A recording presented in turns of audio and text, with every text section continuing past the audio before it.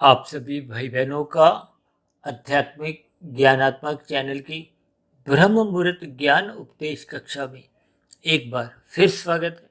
आज की चर्चा का विषय है संसार। इस संसार को हमने देखिए एक राजसी स्थिति से रजोगुण से दर्शाया, क्योंकि रजोगुण में सदा ही एक आकर्षण होता है, जबकि तमोगुण की हम निंदा करते हैं। क्योंकि आज हमने देखिए सोना शब्द को काले रंग से दर्शाया और मिट्टी शब्द को देखिए हमने सफेद रंग से दर्शाया। यानी कि ये एक इनके दार्शनिक भाव है। कुछ मनुष्य को ये संसार देखिए सोने के समान आकर्षित लगता है और कुछ मनुष्यों को यही संसार एक मिट्टी की भांति लगता है, इसलिए उनको इस संसार से ज्ञान पूर्वक वैराग्य होने लगता है और वो परमात्मा की ओर अपना रुख कर लेते हैं। यानी कि ये 5 भोग्य विषयों से उनका ज्ञान पूर्वक वैराग्य होने लगता है। और दूसरी अलग स्थितियां देखिए, इन मिट्टी और सोना के अलग अलग दार्शनिक स्थिति हैं, अलग अलग भाव हैं। इन सभी स्थितियों को ही हम देखिए आज की वीडियो में कुछ अलग अलग दृष्टिकोण से इस पर कुछ चर्चा करने जा रहे हैं, ताकि हम सभी भाई बहनों को इन सभी स्थितियों का ज्ञान पूर्वक समझ में आए। क्योंकि हमने संसार के नीचे देखिए 2 शब्द लिखे हैं। बाएं हाथ में हमने सोना लिखा है और दाएं हाथ में हमने देखिए मिट्टी शब्द लिखा है। और मिट्टी शब्द को हमने देखिए सफेद रंग से दर्शाया है, जबकि सोना शब्द को हमने एक काले रंग से दर्शाया है। क्योंकि हमारी देखिए प्रतिदिन की जो चर्चाएं हैं, देखिए इस आध्यात्मिक ज्ञानात्मक चैनल पर पिछले लगभग 4.5 वर्षों में हमने 1730-40 के आसपास वीडियो तो अब तक प्रसारित कर ही चुकी। ये सभी वीडियो आत्मा और परमात्मा का तो संबंध समझाते ही हैं, क्योंकि ये दोनों चेतन सत्ताएं हैं। जबकि ये जो माया है, माया अपने आप में देखिए जड़ है, जबकि आत्मा चेतन है और परमात्मा परम चेतन है। चेतन और परम चेतन में देखिए बहुत अंतर है। चेतन आत्मा तो अनंत है, भले ही निश्चित है, क्योंकि आत्मा का जन्म मरण नहीं होता, इसलिए संख्या कम अधिक तो हो नहीं सकती। जबकि परम शब्द केवल परमात्मा के साथ, ब्रह्म के साथ, भगवान के साथ ही जुड़ता है, क्योंकि वो एक ही सत्य है। भगवान के अलग अलग स्वरूप हैं। वो इसलिए क्योंकि हम सभी मनुष्यों के अलग अलग स्वभाव बढ़ चुके हैं, इसलिए अलग अलग स्वभाव में रहने वाले सभी मनुष्यों को अलग अलग स्थितियों में ज्ञान देना एक आवश्यक हो जाता है। क्योंकि एक ही स्थिति में सभी मनुष्यों का स्वभाव है नहीं, इसलिए उनको ज्ञान की बातें सभी मनुष्यों को एक ही धरातल पर देने से उनको समझ नहीं आती। देखिए इन सभी स्थितियों का कोई आपको मैं गलत अर्थों में नहीं लेना। ये जैसे ज्ञान के अलग अलग स्तर होते हैं, इसीलिए तो संसार में कुछ लोगों को ये संसार सोने की भांति चमकीला लगता है, आकर्षित लगता है, और कहीं कुछ लोगों को ये संसार ही एक मिट्टी के समान नजर आता है। ये अलग अलग भावार्थ है। देखिए ये सभी स्थितियां जैसे सीढ़ी के अलग अलग डंडे होते हैं ना, पहला डंडा, दूसरा डंडा, इसी तरह देखिए ज्ञान के भी अलग अलग स्तर होते हैं। इसी तरह देखिए आत्मा और परमात्मा की जो एक साधना की स्थिति है, योग की स्थिति, उसमें भी देखिए ये कर्म योग, ज्ञान योग, भक्ति योग की स्थिति है। यानी कि ये सभी स्थितियां मात्र एक समझने के लिए। आज हमने देखिए संसार के नीचे 2 शब्द जो लिखे हैं, बाएं हाथ में सोना और दाएं हाथ में मिट्टी। अब मिट्टी को हमने देखिए सफेद रंग से दर्शाया है और सोना को हमने देखिए काले रंग से। काले रंग का अभिप्राय देखिए एक निकृष्ट स्थिति से है, एक निंदनीय स्थिति से। जबकि आज सारा संसार सोने के पीछे ही भाग रहा है। सोने का अभिप्राय देखिए पदार्थों से है। वैसे तो देखिए सोने का हमने एक बार वीडियो बनाई थी ना, सोना और सोना। मनुष्य को सोना भी प्रिय है और सोना भी प्रिय है। एक सोना का अभिप्राय गोल्ड से है और एक सोने का अभिप्राय देखिए गोल्ड से लिया जाता है, और यही मनुष्य की 2 कमजोरी हैं। लेकिन आज हमारा स्लीपिंग वाले सोने से कोई लेना देना नहीं। आज हमने केवल पदार्थ की स्थितियों को कुछ महत्व अलग दृष्टिकोण से देने जा रहे हैं। तो इसलिए मेरी आप सभी भाई बहनों से विनती है कि वीडियो को एकाग्र भाव से सुने। अक्सर मैं अपने इस वीडियो के विवरण में अक्सर आप भाई बहनों से विनती भी करता हूँ कि इन सभी वीडियो को आप ब्रह्म मुहूर्त में ही सुनो, क्योंकि ब्रह्म मुहूर्त में आपका हमारा बुद्धि का बल अधिक वाट का जला होता है, आपकी हमारी बुद्धि एकाग्र होती है। रजोगुण और तमोगुण की स्थितियां नहीं होती, तो फिर ऐसी स्थिति में एकाग्र भाव से जब हम चिंतन करते हैं, जैसे हम बच्चों को कहते हैं ना, ध्यान लगा के पढ़ो, सुबह जल्दी उठो, तभी तो देखिए जितने भी विद्यालय आरंभिक स्थितियों में थे, वो तो देखिए सुबह के वक्त ही आरंभ होते थे। ये तो जब स्कूलों की संख्या कुछ कम पड़ गई, विद्यार्थी बढ़ गए, तो एक ही स्कूल में वो दोपहर की भी शिक्षा आरंभ हुई। देखिए आज हमारा वो कोई विषय नहीं है। हम सभी भाई बहनों को इस सोना और मिट्टी का जो एक भेद है, ये जिस दृष्टिकोण से आज अपने वीडियो में दर्शाने जा रहे हैं, समझाने जा रहे हैं, उन स्थितियों को यदि मनुष्य समझ लेता है, तो फिर मनुष्य संसार में रहते हुए भी अपने आप को इस संसार से, इस संसार के जो एक खाद्य पदार्थ हैं, जब भोग्य विषय हैं, उन सभी से मनुष्य का ज्ञान पूर्वक वैराग्य होना आरंभ हो जाता है। जब ज्ञान पूर्वक वैराग्य होता है, उस स्थिति विशेष के बाद ही मनुष्य का परमात्मा के प्रति जो निष्काम भाव से कर्म आरंभ होते हैं। अन्यथा उससे पूर्व की स्थितियों में तो देखिए आपके हमारे जितने भी कर्म होते हैं, वो सकाम भाव से होते हैं। सकाम भाव से होने का भी प्राय फल पाने की इच्छा से। जब हम फल पाने की इच्छा से कोई भी कर्म करते हैं, या दूसरे शब्दों में आपका हमारा कोई भी किया गया कर्म जब अन्य मनुष्यों को, चाहे वो परिवार के सदस्य हों, अन्य मनुष्यों को, चाहे गली मोहल्ले के अन्य मनुष्य हों, किसी देश के, चाहे अन्य देशों के, या प्रकृति के अन्य जीव जंतु, यानी कि आपका हमारा किया गया कर्म जब अन्य मनुष्यों को प्रभावित करता है, दुखी करता है या सुखी करता है, तो आपका हमारा कर्माशय बनता है। यदि हम दूसरों को सुख देते हैं, तो आपका हमारा पुण्य कर्मों का कर्माशय बनता है। यदि हम दूसरों को दुख देते हैं, तो आपका हमारा पाप कर्मों का कर्माशय बनता है। ये सुख और दुख, ये दो जो स्थितियां हैं, ये आपके हमारे जीवन में देखिए अनुकूल और प्रतिकूल परिस्थितियों के रूप में आती है। अनुकूल परिस्थितियों को ही दूसरा नाम सुख है, प्रतिकूल परिस्थितियों का ही दूसरा नाम दुख है। अक्सर एक साधारण मनुष्य देखिए अपने जीवन में मिट्टी को अधिक महत्व नहीं देता, जबकि ये शास्त्रों में देखिए ये प्रकृति का एक अंतिम घटक है। क्योंकि ये ब्रह्मांड देखिए 24 तत्वों का है। ये 24 तत्वों में देखिए ये जो आपके हमारे शरीर भी हैं, ये भी 24 तत्वों के हैं। स्थूल शरीर 5 तत्वों का है, पृथ्वी, जल, अग्नि, वायु, आकाश। इसमें देखिए पृथ्वी घटक अंतिम तत्व है। लेकिन आज हमने देखिए इस मिट्टी शब्द को सफेद रंग से इसलिए दर्शाया है क्योंकि ये अपने आप में एक ज्ञान का प्रतीक है। ज्ञान का प्रतीक का अभिप्राय देखिए जब हमें सोना और मिट्टी का यथार्थ अर्थ समझ में आ जाता है। देखिए आज मिट्टी को मिट्टी तो सभी समझते हैं और सोने को सोना भी समझते हैं। यदि मिट्टी को हम मिट्टी ना समझते, क्योंकि मिट्टी का देखिए जितने भी खेत खलिहान है या खेती होती है, तो वो तो मिट्टी में ही होती है। उस खेतों को तो हम किसी भी प्रकार का कोई एक ताला नहीं लगाते। जबकि आज भारत में नहीं, विदेशों में भी जितने भी ज्वेलर्स की दुकानें हैं, सुनारों की दुकानें हैं, वो तो देखिए एक ताला नहीं, 2 ताले नहीं, 4 ताले नहीं, कितने ही ताले लगा के अपनी दुकान बंद करते हैं। कितने ही गहरे वो अपने स्थितियों में उनको एक सिक्योरिटी, सुरक्षा देते हैं। और अक्सर आपने देखिए सुना होगा ना, लोग अपने जेवरात को, सोने के आभूषणों को बैंकों के लॉकर में रखते हैं। लॉकर का वो किराया भी देते हैं।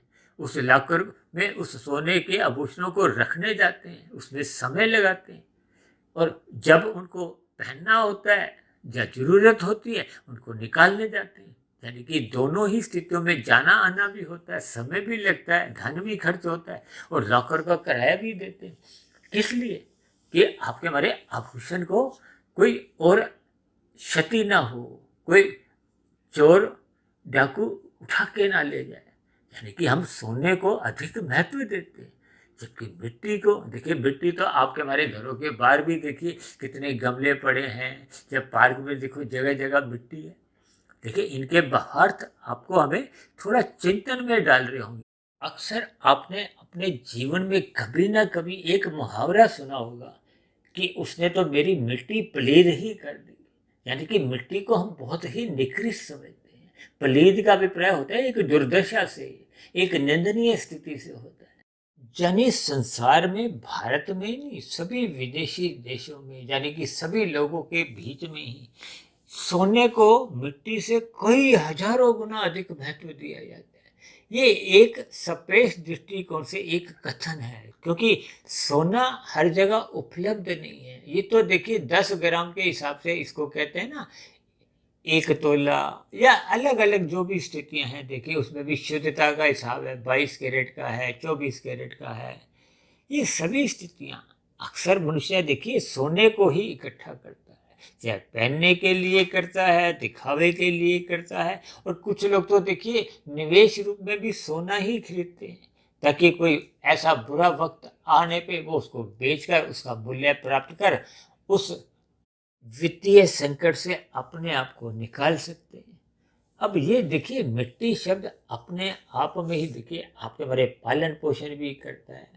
पालन पोषण का अभिप्राय हम जो भी खाद्य पदार्थ खाते हैं, खेती में जितना भी देखिए एक बीज बोया जाता है, वो मिट्टी ही उसको देखिए खाद्य पदार्थ के रूप में आपके हमारे जीवन का एक आधार बनता है। यानी कि इस दृष्टिकोण से सोने को तो हम खाते नहीं है, इसलिए तो सोने का देखिए उस दृष्टिकोण से कोई महत्व ना होते हुए आज हमने संसार के नीचे जो 2 स्थितियां दर्शाई हैं, हमने सोना को इसीलिए ही काले रंग का दर्शाया और महत्ता को देखते हुए, क्योंकि मिट्टी में ही आपका हमारे जितने भी अन्न हैं वो उसी मिट्टी में ही उगते हैं। देखिए एक मुझे आज कहानी याद आ रही है, आप लोगों ने भी सुनी होगी, कि किसी राजा ने एक ऐसा वर मांगा किसी एक महात्मा से कि मैं जिस वस्तु को हाथ लगाऊं वो सोने की बन जाए। अब ऐसी स्थिति में उसने अपने घर पे रखे हुए पदार्थों को, अलमारी को हाथ लगाया तो वो सोने की बन गई, वो बहुत प्रसन्न हुआ। किसी और वस्तु को हाथ लगाया, वो भी सोने की बन गई। लेकिन जब उसको भूख लगी तो उसने खाने को जैसे ही अपने मुंह में डालने के लिए उस पदार्थ को उठाया, वो भी सोने का बन गया। अब सोने का पदार्थ तो हम खा नहीं सकते। अब ऐसी स्थिति विशेष में वो कहानी आपको हमें क्या संदेश देती है, क्या उपदेश देती है, कि सोने का अधिक महत्व है या उस मिट्टी का अधिक महत्व है, उस पदार्थ का अधिक महत्व है। देखिए ये सभी स्थितियां आपको हमें भावार्थ रूप में समझनी होती हैं। अक्सर मैं अपनी चर्चाओं में बार बार देखिए शब्दों को भी महत्व देता हूँ, शब्दों से अधिक महत्व हम उनके अर्थों को देते हैं, और उन अर्थों से भी 10 गुना अधिक महत्व मैं तो देखिए भावार्थों को देता हूँ। अब देखिए जितने भी शास्त्र लिखे गए, अक्सर आप देखोगे ना वेदों में, उपनिषदों में, जो श्लोक रूप में जो संस्कृत में लिखी गई बातें हैं, उन 2 पंक्तियों के श्लोकों में भी देखिए बहुत गहरे अर्थ छिपे होते हैं। यानी कि उनके शब्दों के अर्थ समझते हुए उनके भावार्थ आपको हमें समझने होते हैं। ये समझ में आना ही मनुष्य जीवन में संभव है। अन्यथा देखिए पशु के लिए, पक्षी के लिए तो देखिए ये सोना और जो मिट्टी है इनमें तो कोई भेद ही नहीं। अब किसी आप पक्षी को, कबूतर को देखी मक्का का कुछ बाजरे के दाने सोने की प्लेट में रखे, तो वो तो देखिए उस बाजरे के या मक्के के दाने को ही खाना पसंद करेगा ना, वही उसका पेट का पालन करता है, उसकी भूख मिटाता है। वो सोने की प्लेट तो नहीं खा सकता।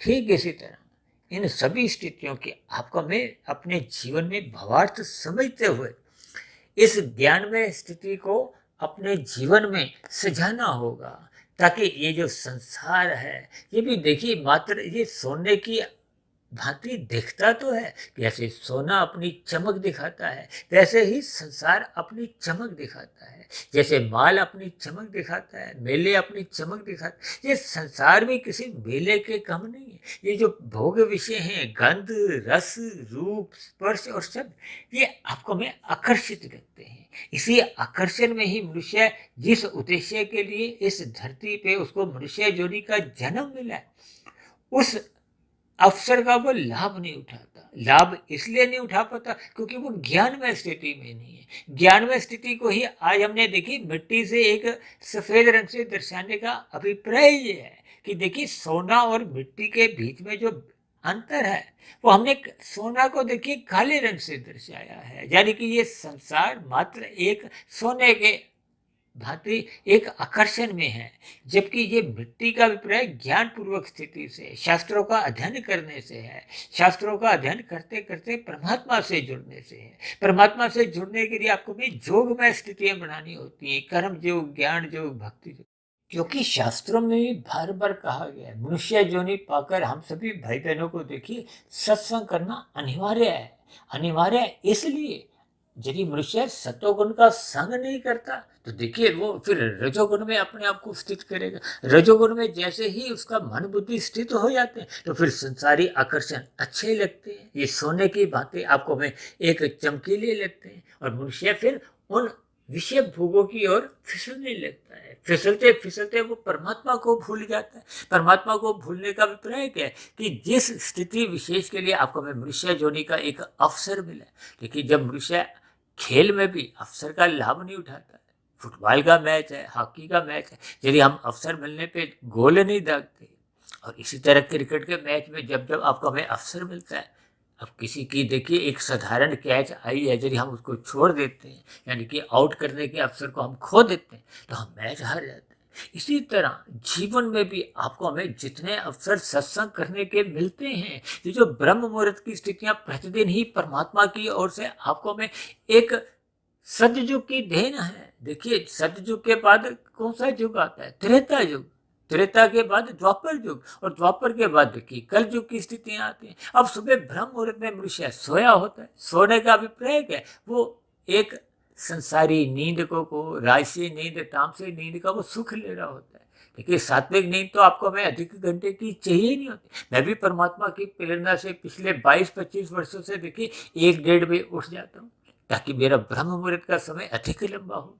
देखिए वीडियो का ये जो स्थिति है ये तो पिछले 5-6 वर्षों से ही आरंभ हुई है। उससे पूर्व तो मेरी अपनी दिनचर्या थी, चाहे वो देखिए स्वास्थ्य से संबंधी भी थी, शास्त्रों को पढ़ने से भी थी, महापुरुषों को सुनने से भी थी।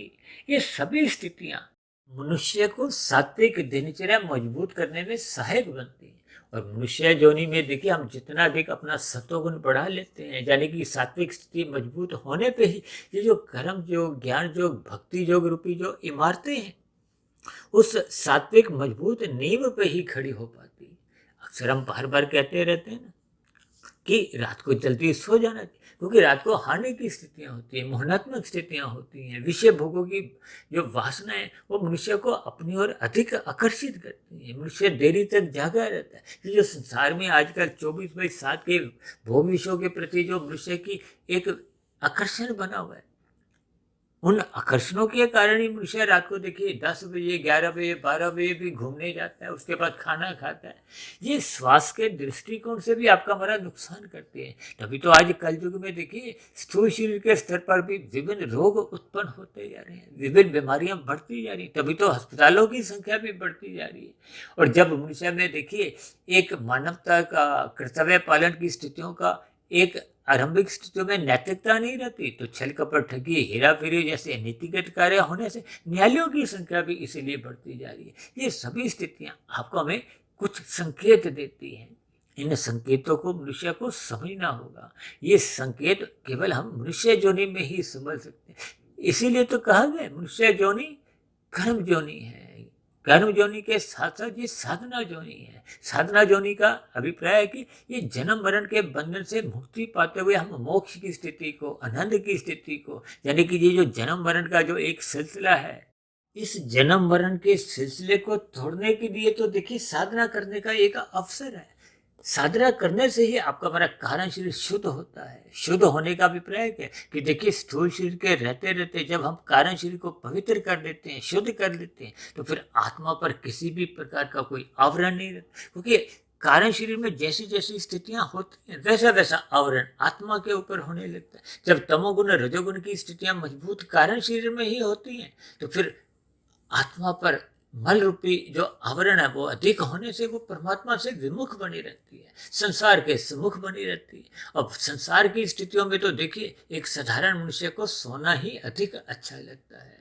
ये उसका ज्ञान समझाता है कि सोने का अधिक महत्व है, मिट्टी का कोई महत्व नहीं। इन सभी स्थितियों को देखिए हमने ज्ञान पूर्वक अलग अलग दृष्टिकोण से समझाने का एक प्रयास किया है ताकि मनुष्य अपने मिले हुए जीवन के महत्व को समझे। क्योंकि आपका हमारा जीवन भी देखिए ये मात्र एक अवधि लेके आया है, एक आयु लेके आया, एक सीमित सांसें लेके आया। और ये सांसें तो देखिए आपके हमारी स्थूल शरीर के रूप में जन्म लेने से पूर्व ही माता के गर्भ में आते ही 9 माह में कितनी अधिक घट जाती हैं। फिर मिले हुए जीवन में देखिए आरंभिक स्थितियों में जो एक शिशु काल की स्थितियां है, तब तक भी आपका हमारा जो एक मन बुद्धि का स्तर है वो अविकसित होता है। इसलिए तो कहा गया बचपन अवस्था अबोध होती है। और उसके बाद जैसे जैसे आपको हमें समझ आती है तो फिर मनुष्य को परमात्मा की समझ तो आती ही नहीं। संसार की रजोगुणी स्थितियों की, विषय भोगों की समझ आने लगती है, यानी कि युवावस्था में रजोगुण प्रधान होता है। ये बात तो देखिए शास्त्रों में ही स्वीकार की गई। लेकिन जैसे जैसे युवावस्था से प्रौढ़ावस्था, प्रौढ़ावस्था से जब वृद्धावस्था आरंभ होती है, अक्सर ऐसा माना जाता है ना कि वृद्धावस्था में मनुष्य का सत्वगुण के प्रति एक रुचि जागने लगती है। ये वृद्धावस्था को इसलिए सात्विक कहा गया। लेकिन आज कलयुग में एक साधारण मनुष्य वृद्धावस्था में पहुंचने पे भी उसकी एक सात्विक स्थिति जाग नहीं पाती, सात्विक स्थिति बन नहीं पाती, ब्रह्म मुहूर्त में उठने का उसका अभ्यास बन नहीं पाता। क्यों? क्योंकि उसका रजोगुण प्रधान होता है। उसको बेशक मौज मस्ती, खेल तमाशे, या यहाँ तक भी देखिए 80-90 साल की उम्र होने पे भी जन्मदिन मनाने का शौक नहीं उतरता। शादी की सालगिरह जैसे राजसी स्थितियों में भी उसकी दिलचस्पी बनी रहती है। देखिए ये सभी स्थितियाँ आरंभिक स्तर पर जब आप ऊपर ऊपर से सुनते हो तो ये बातें सुनने में अच्छा नहीं लगता। लेकिन मनुष्य जो नहीं सत्वगुण बढ़ाने के लिए मिली है। यदि हम रजोगुण में ही लिप्त रहते, भले ही वो देखिए आपका मेरा कोई एक शास्त्रों के विरुद्ध नहीं है, शास्त्रों के विरुद्ध का अभिप्राय कोई छल कपट, ठगी, हेरा फेरी जैसे अनीतिगत कार्य करते हुए अपना पाप कर्मों का कर्माशय नहीं बढ़ाते। लेकिन रजोगुण की स्थितियां आपको हमें सत्वगुण में जाने से रोकती हैं। ये राजसी स्थितियां आपके हमें मनोरंजन की स्थितियों में, खेल तमाशों में ही यानी कि परमात्मा से विमुख करे रखती हैं। यानी कि जब हम अपने जीवन की स्थिति का लाभ नहीं उठाते, लाभ क्या है? आपको हमें सत्वगुण का अधिक से अधिक संग करना है। सत्वगुण का अधिक से अधिक संग करना तभी संभव होता है जब हम रजोगुण मर्यादा में रखते हैं। जब हम रजोगुण को अमर्यादित कर लेते हैं तो फिर हम परमार्थ की स्थितियों में आ जाते हैं। अब परमार्थ की स्थितियों में देखिए सत्वगुण नहीं बढ़ता, परमार्थ की स्थितियों में रजोगुण बना रहता है और तमोगुण में गिरने की संभावना बनी रहती है। इन सभी स्थितियों पर आपको हमें ज्ञानपूर्वक चिंतन करते रहना होगा, क्योंकि आपका हमारा जो स्थूल शरीर है वो देखिए 5 तत्वों का बना है, पृथ्वी, जल, अग्नि, वायु, आकाश का। हालांकि देखिए तकनीकी रूप से तो ये पृथ्वी तत्व इस 24 तत्वों की स्थितियों में अंतिम घटक है। और ये जो आपके हमारे 5 भोग्य विषय गंध, रस, रूप, स्पर्श और शब्द, ये सूक्ष्म भूत कहलाते हैं। जैसे स्थूल भूतों का आपका हमारा शरीर है, सूक्ष्म भूत ही आपके हमारे विषय हैं।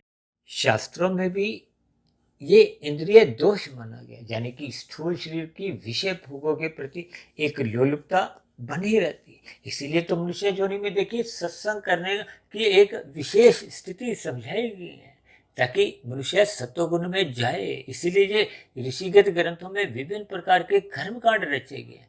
देखिए वेद शास्त्रों द्वारा तो जो मूल ज्ञान है वो बहुत ही गूढ़ विषय है। उन्हीं का ही सरलीकरण मायातीत महापुरुषों ने जो जन्म मरण के बंधन से मुक्ति पा चुके थे, परमात्मा का ध्यान लगाते हुए उन्होंने वेदों का ही एक सरलीकरण उपनिषदों में किया। फिर उपनिषदों से भी कुछ और सरलीकरण, कुछ कथा कहानियों में कुछ स्थितियां समझाते हुए, ताकि एक साधारण मनुष्य को बात समझ में आ जाए। ये जो आप संसार में भागवत पुराण की जो स्थितियों पर जो एक कथा, साप्ताहिक कथा चलती है, उसमें विभिन्न प्रकार की एक कथाओं का, कहानियों का भी जिक्र आता है। देखिए कथा तो वो होती है जो पहले घट चुकी होती है। कहानियों का मतलब होता है किसी विशेष प्रकार की शिक्षा देने के लिए कुछ कल्पनाओं के अधीन जो घटा नहीं होता उसको घटाकर एक कहानी बना दी जाती है ताकि एक साधारण मनुष्य को समझ में आ जाए। जैसे हम माता पिता भी देखिए कभी कभी बच्चे जब दिन में कोई गलती करते हैं, रात को हम कोई सुलाते समय कुछ कहानियां गढ़ देते हैं, उसी समय ही हम कहानी बनाते हैं ताकि उस कहानी को सुनाते सुनाते बच्चे को शिक्षा भी दी जाए, उसको बुराइयों से बचाया जाए। ये बुराइयां क्या है? देखिए जब हम रजोगुण में ही लिप्त रहते हैं, अपने मिले हुए उद्देश्य को भूलने लगते हैं, इसीलिए तो सत्संग करना अनिवार्य कहा है ताकि मनुष्य रजोगुण में स्थित ना हो। ये कर्मकांड इसलिए बनाए गए हैं ताकि हम सत्वगुण में जाएं। लेकिन जब मनुष्य इन कर्म कांडों को ज्ञान पूर्वक नहीं करता, लोभ से या भय से ही करता है, तो फिर वो सत्वगुण में जाता तो है, वहाँ रुकता नहीं है, यानी कि मेहमान बन के जाता है, फिर वापस अपने संसार में रजोगुण में लौट आता है। ये सभी स्थितियाँ आपको हमें ज्ञान पूर्वक समझनी होगी। परमात्मा से आपको हमें अपना संबंध पहचानना होगा, हमें परमात्मा का एक सदस्य बनना होगा, परमात्मा के परिवार का हमें एक सदस्य बनने के लिए साधना करनी होती है। कर्म योग, ज्ञान योग, भक्ति योग, यानी कि योग, यानी कि परमात्मा की ओर सम्मुख रहना ही आपके हमारे जीवन का एक लक्ष्य बनना चाहिए। ये सभी स्थितियाँ आपको हमें मिले हुए जीवन में, यानी कि मनुष्य जीवन में ही करने की एक स्थितियां हैं, या यूं कहो कि मनुष्य योनि में ही आपको हमें कर्म करने की साथ साथ साधना करने का एक अवसर है। शेष योनियों में देखिए सत्संग करने की भी स्थितियां नहीं है, और साधना करने की तो कोई आपके बड़ी पात्रता ही नहीं होती। तो इन सभी स्थितियों पर आपको हमें चिंतन करना होगा। इन सभी बातों पर कुछ मैंने प्रकाश डालते हुए संसार की सोना और मिट्टी की जो एक स्थितियां हैं, सोना को हमने तमोगुण से दर्शाया है और मिट्टी को हमने सतोगुण से दर्शाते हुए, ताकि हम इन मिट्टी और सोने के महत्व को एक दार्शनिक रूप से समझें और अपने मिले हुए जीवन में परमात्मा की ओर सहज ही अपनी स्थिति बनाएं, सम्मुखता बनाएं, ताकि हम जन्म मरण के बंधन से क्रम से मुक्त होते हुए परमात्मा को पाने की दिशा की ओर ही चले। तो ऐसी सभी शुभ स्थितियां हम सभी भाई बहनों के जीवन में भी बनना आरंभ हो जाए। इन्हीं स्थितियों को ध्यान में रखते हुए परमात्मा की प्रेरणा से, ये देखिए सोना और मिट्टी ये दो बहुत एक अलग शब्द होते हुए भी इनको हमने ज्ञान से, साधना से, परमात्मा से, संसार से कुछ ऐसा परमात्मा की प्रेरणा से समझाने की मैं स्थिति में पहुंचा था। हो सकता है समझाने में कुछ मेरी भूल भी होगी हो, कुछ कमी रह गई हो, क्योंकि मैं भी आप सभी भाई बहनों के समान एक मायाबद्ध ही हूँ। फिर भी इन सभी स्थितियों पर आप भी चिंतन करो। इन पर गहरा विचार करते करते हम परमात्मा से जुड़ सकते हैं, और संसार से आपका मेरा ज्ञान पूर्वक वैराग्य होते हुए हम परमात्मा को पाने की ओर सहज ही एक चलना आरंभ कर सकते हैं। तो ऐसे सभी शुभ स्थितियाँ आप सभी भाई बहनों के जीवन में भी बनने लगी। इन्हीं शुभ कामनाओं के साथ चर्चा विशेष को यही विश्राम देते हैं। शाम को फिर मिलते हैं संध्या बेला ज्ञान कक्षा में। तब तक आप अपने आध्यात्मिक मित्र सुधीर भाटिया फकीर को इजाजत दें। फिर भी वीडियो संबंधित आपके मन में कोई प्रश्न उठ रहा हो, कोई मेरी कही गई बातों पे आपको किसी प्रकार की आपत्ति हो, मेरी कही गई बातें आपको तर्कसंगत आधी अधूरी लगती हो, तो आपके प्रश्नों के साथ साथ आपकी शिकायतों का नीचे दिए गए कमेंट्स बॉक्स पर सदा ही स्वागत है। चर्चा विशेष को ध्यानपूर्वक सुनने के लिए आप सभी भाई बहनों का बहुत बहुत धन्यवाद।